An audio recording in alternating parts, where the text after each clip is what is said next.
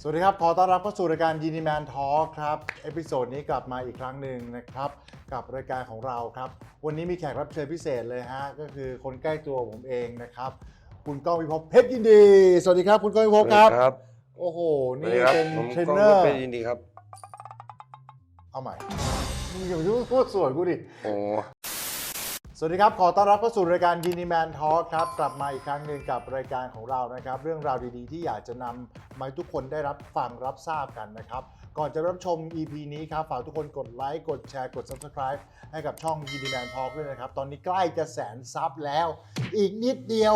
90,000 กว่าแล้วครับอีกนิดเดียวครับช่วยกันกดไลค์กดแชร์กดกระดิ่งเป็นกำลังใจให้กับรายการของเราด้วยนะครับวันนี้แขกรับเชิญแปลกหน้าแปลกตาไปหน่อยครับปกติจะเป็นคุณพ่อของผมแต่วันนี้เอาคนใกล้ตัวครับมาเล่าเรื่องราวในชีวิตของเขาให้พวกเราได้ฟังกันก้องพิภพเพชรยินดีครับสวัสดีครับ สวัสดีครับ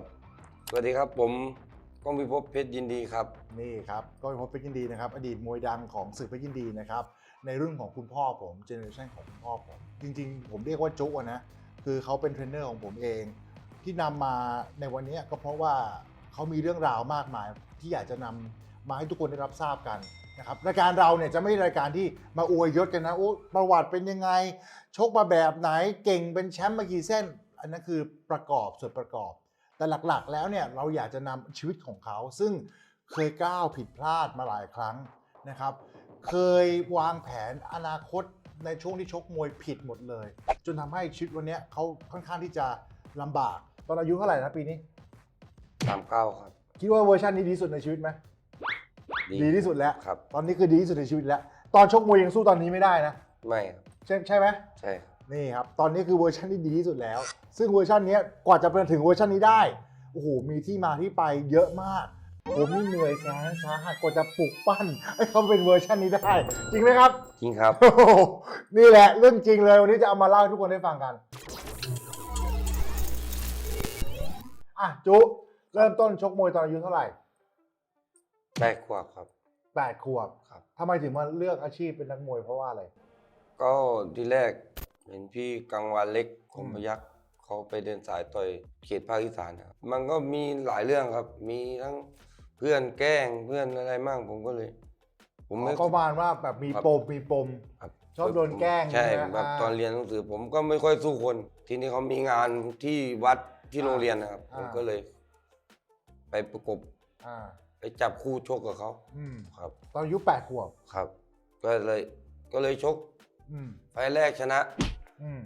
ต่อยงานวัด ใช่ครับต่อยงานอยู่ในโรงเรียน ตอนนั้นเป็นมวยยัง8 ขวบ ยังครับ อ๋อคือแบบจับคู่แล้วชกเลย ใช่ครับ แล้วขึ้นไปใส่แล้วชนะ แบบ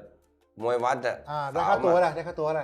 50 บาท 50 บาทดีใจไหม ดีใจครับ ดีใจได้ค่าตัว50 บาท แล้วขึ้นไปชกชนะก็ยิ่งโอ้คราวนี้อยากเอาจริงแล้ว ถามพี่เคยให้พี่เคยเอาไปฝากค่าย อืม ไปอยู่กับพวกกลางวันเล็กคมพยัคฆ์พวกนี้ครับ ค่ายสิครูออสสิ ใช่ครับ รุ่นนั้นเนี่ยโอ้โหมวยดังๆเยอะนะสิครูออสอ่ะ ครับ มีใครบ้าง ก็มีพวกกลางวันน้อยแสนไกลพวก ยังอยู่อ่ะชกยังชกอยู่ ใช่ครับ น้อยแสนไกลก็ยังชกอยู่ ชกอยู่ตอนผมมา คือช่วงนึงต้องบอกว่าค่ายสิกูออสเนี่ยเป็นค่ายหนึ่งที่เป็นค่ายมาตรฐานของภาคอีสานนะครับที่ส่งมวยให้กับเพชรยินดีนี่แหละนะครับเป็นหลักๆเลยของเพชรยินดีก็ว่าได้ มีอย่างพวกแสนไกลสิครูออสกลางวันน้อยอศรีบัวลอยกลางวันเล็กคมพยัคฆ์นี่คือชุดที่เป็นชุดที่สร้างชื่อเสียง ครับ ยอดแสนไกลไหมอย่างตอนนั้น ยอดแสนไกลมาที่หลังผมครับ อ๋อ ยอดแสนไกลมาตอนโตแล้วครับ100 กว่าปอนด์ อ๋อก็จะมองว่าแสดงว่าเรามาอยู่ก่อนแล้วก็ยอดแสนไกลก็มาทีหลัง ใช่ครับ ยอดแสนไกลเขาอยู่อีกค่ายหนึ่งแต่ทีนี้ครูก็เลยเอามาอยู่ค่ายครูครับ อ๋อ ก็คือตอนนั้นเนี่ยต้องบอกว่ายุคแรกเริ่มผัดใบ ครับ แสงไกลกลางวันน้อย พวกเนี้ยเริ่มจะโรยลาเริ่มจะเลิกกันแล้ว ครับ ก็เลยมีชุด 2 ขึ้นมาก็มีกลางวันเล็ก คมพ มี ยัคฆ์ คมพยัคฆ์มีเหมราช มีกองพิภพมียอดแสงไกล ใช่ ชุดเนี้ยเป็นชุดที่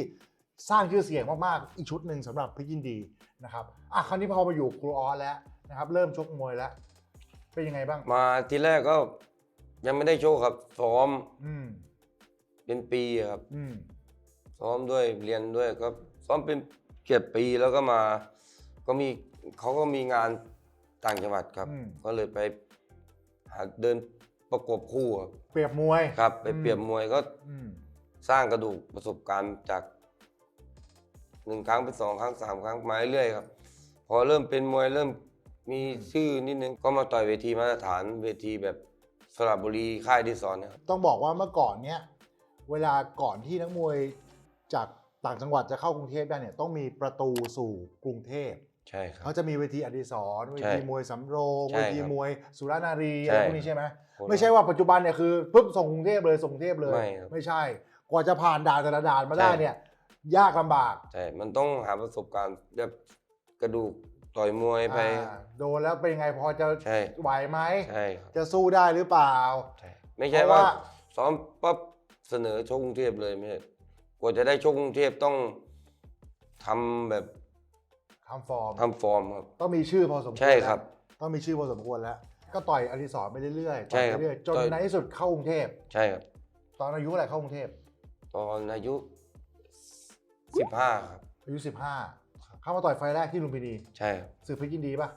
ครับ ต่อยคู่หลังคู่เอก คู่หนึ่งครับ ต่อยคู่หนึ่งเลยเหรอครั้งแรกต่อยคู่หนึ่งเลยเหรอ ครับ โอ้โหตื่นเต้นไหมวันแรก ตื่นเต้น ต่อยกับใครจำได้ป่ะ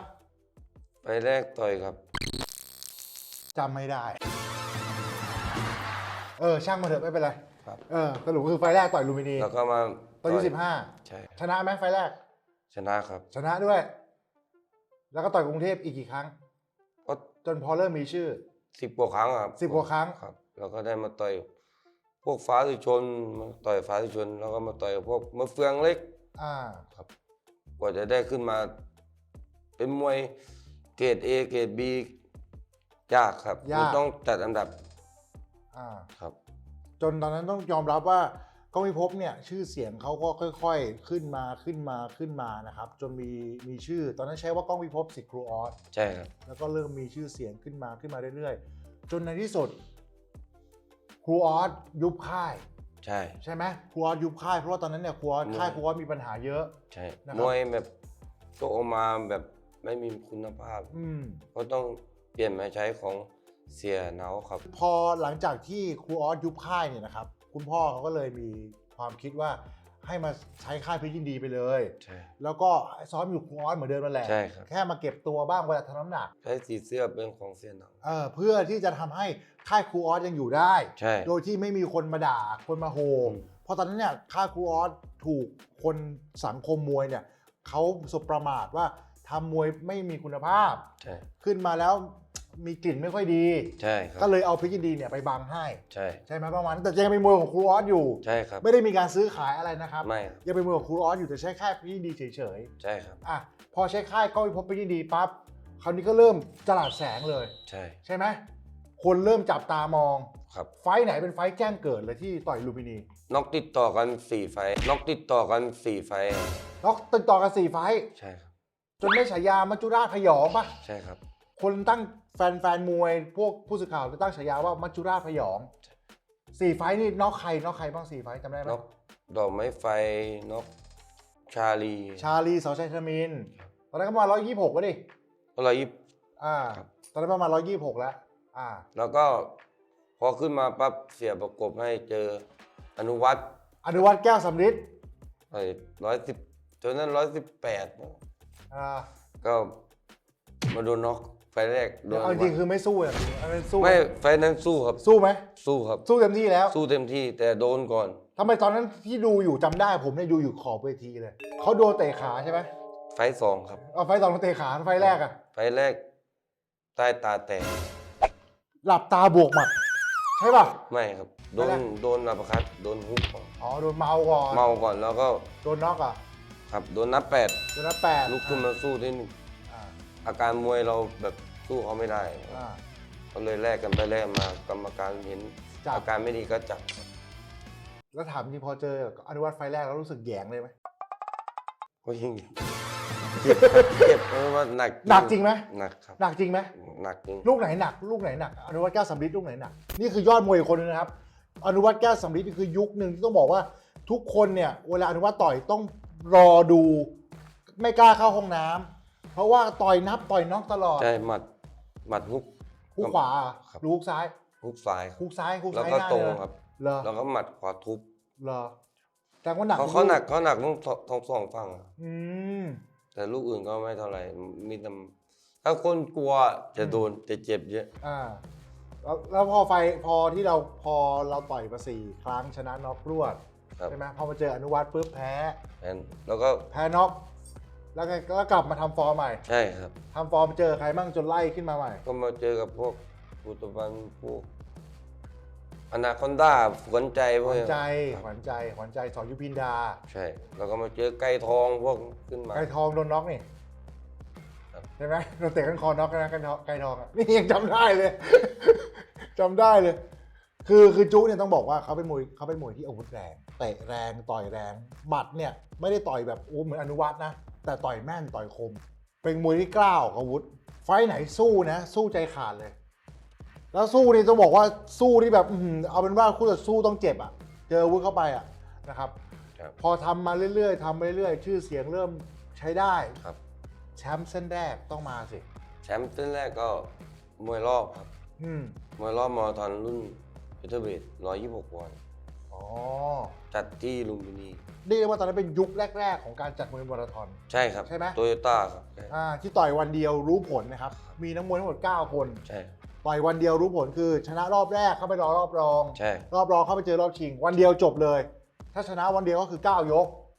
แล้ววันนั้นที่มี 9 คนที่มีใครบ้างพอจำได้คร่าวๆมีใครไหม ก็มีเอกสิทธิ์ เอกสิทธิ์ สิทธิ์เกรียงไกร อ่า แล้วก็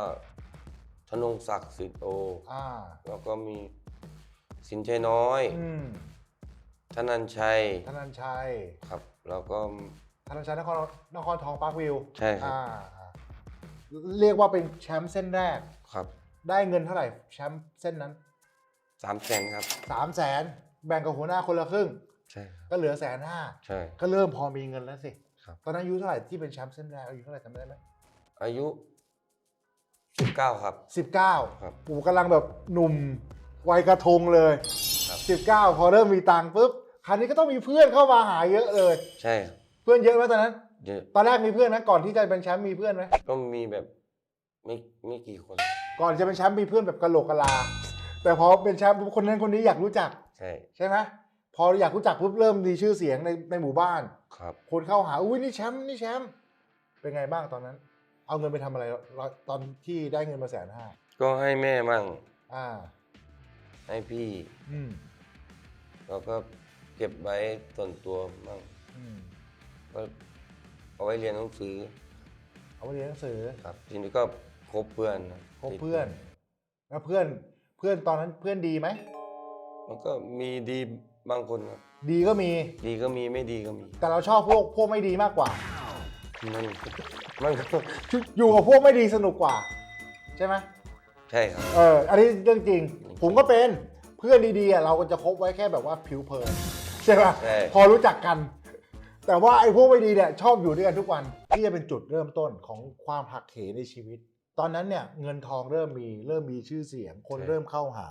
นะครับเป็นองค์ประกอบของนักมวยส่วนใหญ่เลย ครับ ในปัจจุบันนี้ก็เป็นอย่างนี้เหมือนกัน ใช่ครับ ตอนที่ยังไม่มีชื่อเสียงไม่มีใครสนใจหรอก ไม่มี ใช่ ใครมองเห็นหรอก ใช่ แต่พอมีชื่อเสียงปั๊บคนเริ่มเข้าหา คนเริ่มอยากรู้จักพอที่เรารู้จักเสร็จก็พาไป เพื่อที่จะให้เราไปเลี้ยงมั่งอะไรมั่งถูกไหม ใช่ใช่ เพราะเรามีตังค์อ่ะในหมู่บ้านอ่ะต่างจังหวัดคิดดูนะครับก็คือ คนมีตังค์100,000นี่เรื่องใหญ่นะ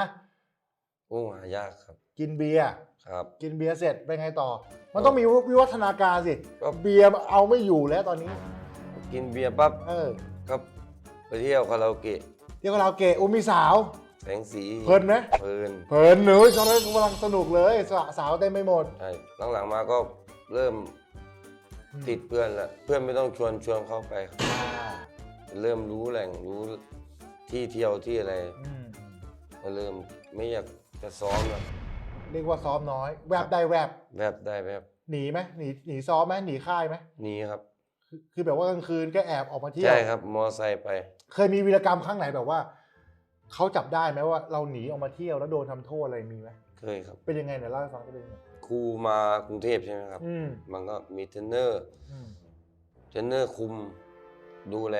แต่ว่าเขานอนอีกบ้านเขา ก็ตัวเกียนมามันก็ พอกินข้าวเสร็จก็เข้าพักผ่อน ก็มีมอเตอร์ไซค์เราก็ขับมอเตอร์ไซค์ออกไปหาเพื่อน แล้วก็ชวนเพื่อนไป อืม กลับดึก อ่าก ลับมาปั๊บพักผ่อนไม่เต็มที่ก็ อืม ซ้อมไม่ได้ อืม ครูก็โทรมาถามว่าใครซ้อมมวยมั่งใครซ้อมมวยใครไม่ซ้อม อืม ทีนี้ก็มันก็ขึ้นรายการไว้แล้ว อืม ผมก็เริ่มซ้อมไม่เต็มที่ก็ถอน อืม เริ่มจับได้ว่าทำไมมันถึงถอนบ่อยทำไมถึงไม่ซ้อม อืม ผมก็เลยแกก็มาจับได้แกก็ทำโทษ อืม แกก็ตี อืม ตีแบบไม่ใช่ไม้ครับใช้แบบ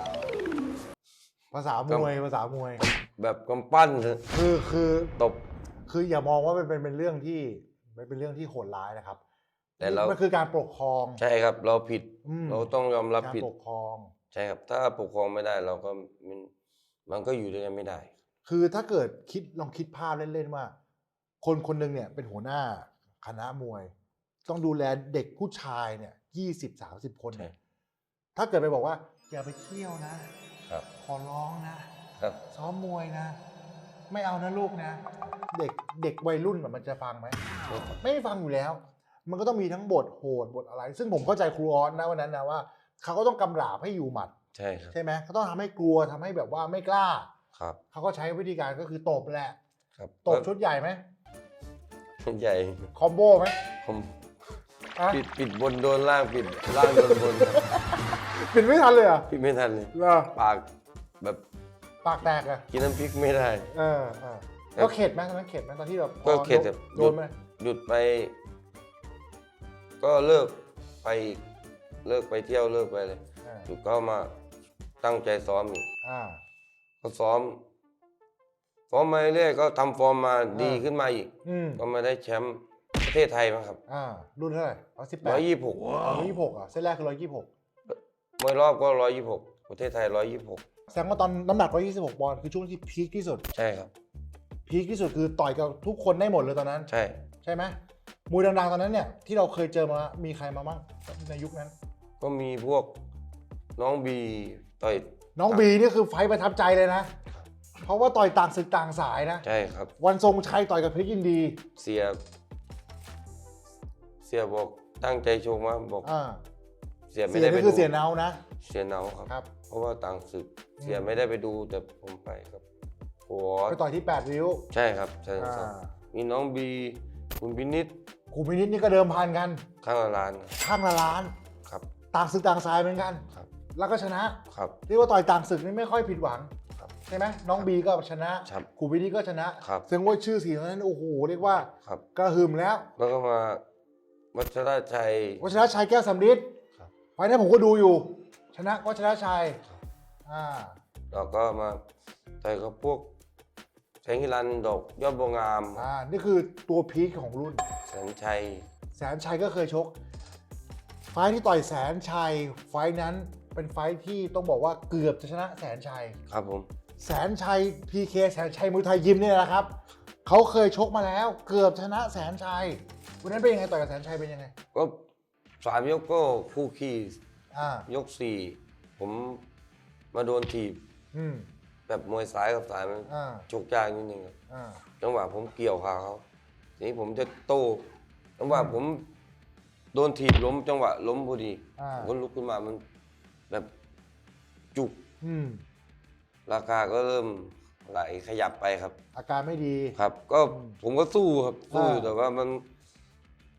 แบบมวยอย่างทรงอย่างพี่แสนชัยเขา อืม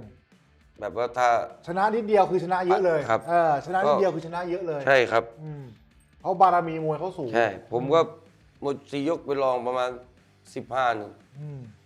ออกมายก 5ผมก็เสียก็บอก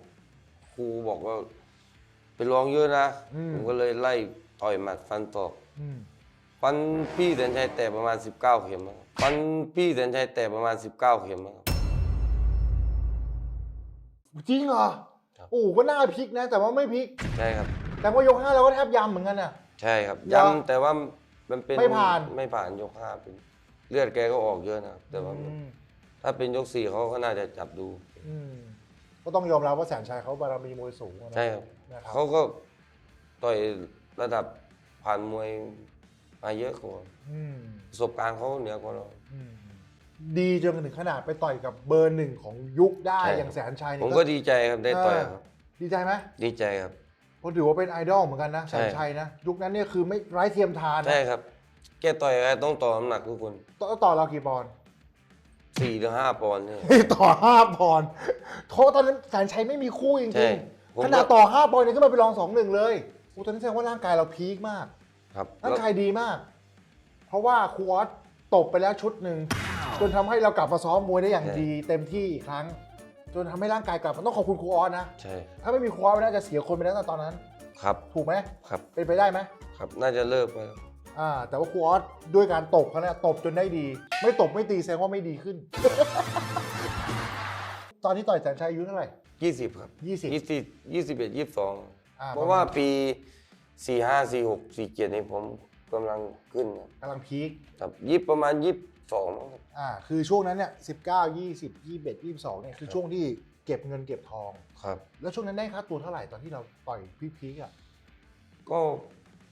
ต่อยไฟท์ต่อยกับพี่แสนชัยได้120,000 ได้120,000ถือว่าเย แต่ อะ ว่าม าก บา นะ งที่ยังไม่ได้ต่อยกับพี่แสนชัยก็อัพขึ้นมาได้ 70,000 80,000 90,000เนี่ย คือยุคนั้นต้องบอกว่าค่าตัวนักมวย100,000 บาทถือว่าเป็นเพดานแล้วนะครับ เพดานของมวยเอกแล้วนะ ใช่มัน แสนชัยก็ประมาณเนี้ย140,000 150,000ไม่ ใช่ เกิน ครับ ไม่เกินนี้ ไต่เต้าขึ้นมาเลย อืม อย่าง50,000ชนะก็อัพขึ้นมา 60,000 70,000 80,000 ตีเฉลี่ยว่าตอนนั้นเนี่ยค่าตัวได้ประมาณสัก100,000แหละ ครับ ก็ถึงตัวเดือนหนึ่งต้องมี 50,000 ครับ 60,000ถูกไหม ครับผม ถึงแน่ๆคือถึงตัว 50,000 60,000 ใช่ แน่ ครับ ๆทุกเดือนเก็บเงินไหมตอนนั้นเก็บเงินไหม ก็เก็บมั่งไม่เก็บมั่ง แล้วทำอะไรไม่เก็บตังค์เราไปทำอะไรตอนนั้นน่ะอันนี้นักมวยนะครับ รุ่นใหม่ๆ ฟังให้ดีนะ พี่เขาเคยได้ค่าตัวไฟล์ละ100,000คือ 50%ก็คือ 50,000นะครับเขาได้แน่ๆเดือนละ 50,000ถ้าเกิดบริหารจัดการให้ดี วันนี้ไม่ลำบาก ครับ ถูกไหมแต่ตอนนั้นคือเราบริหารจัดการยังไงเงินตอนนี้ที่เราได้มา แล้วก็ ให้ที่บ้าน ให้ที่บ้านอีกส่วนนึงใช้แบบไม่มีประโยชน์อะครับ อยาก เพราะว่า ใช้ คิดว่าเดือนหน้าก็หาได้ใหม่ ใช่เดือนหน้า จริงไม กูเดี๋ยวไฟหน้ากูต่อยหาได้ใหม่ อืม ไฟหน้าต่อยหาได้ใหม่ อืม ทีนี้พอเราร่างกายเราเริ่มแย่ อืม เริ่มแบบทับไม่ได้เรา อืม ทีนี้เงินก็ไม่มีเก็บ ขึ้นรายการแล้วถอนเพ ใช่ ราะว่าร่างกายไม่พร้อม ใช่ครับ เงินเดือนนั้นก็หายไปแล้ว ใช่ครับ แล้วคราวนี้หมุนไม่ทันแล้ว ครับ ชักหน้าไม่ถึงหลังว่าอย่างนั้นเถอะ ครับ นะครับ เริ่มหมดแล้วครับ เริ่มหมดไหม ตังค์เริ่มหมดเริ่มค่อยกลับมาทำร่างกายต่อยอีก มันก็ร่างกายมันก็ไม่เหมือนเดิม เพราะอะไรร่างกายถึงไม่ดี เราร่างกายพีคๆเนี่ยมันต้องยังไงมันต้องถ้าเรารักษาร่างกายดีๆยังไงมันต้องดีต่อไปดิถูกไหม ครับ มันต้องมีเหตุผลสิว่าทำไมร่างกายอยู่ดี จากพีคๆดีๆ กลายเป็นว่าร่างกายโทรมลง ผมก็ไปหลง ไปกับเพื่อนอีกเหมือนเดิม แก๊งเดิมไหม เหมือนเดิม แก๊งที่ตอนอายุ19โดนตบไปแล้วนะ ใช่ครับ แก๊งนั้นยังอยู่จนถึงตอนนี้ก็ยังคบกันอยู่แล้วแก๊งนั้นเขาชวนเราไปอะไรจากเราเริ่มไปเที่ยวคาราโอเกะเริ่มกินเบียร์เริ่มกินเหล้าสูบบุหรี่ยังครับ ยังไม่สูบหลังจากนั้นเขาพาเราเพิ่มเลเวลไปอีกเลเวลหนึ่ง ครับ เลเวลนั้นคืออะไร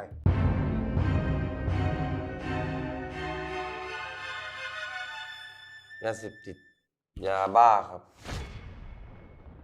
กำลังเข้มข้นกันเลยทีเดียวครับกับเรื่องราวของอดีตยอดมวยดังที่ถือว่าพีคสุดๆในยุคของคุณพ่อผมก้องพิภพเพชรยินดี เรื่องราวต่อไปจะเป็นยังไงอะไรคือสิ่งที่ทำให้ชายคนนี้เดินทางผิดพลาด ติดตามได้ในตอนต่อไป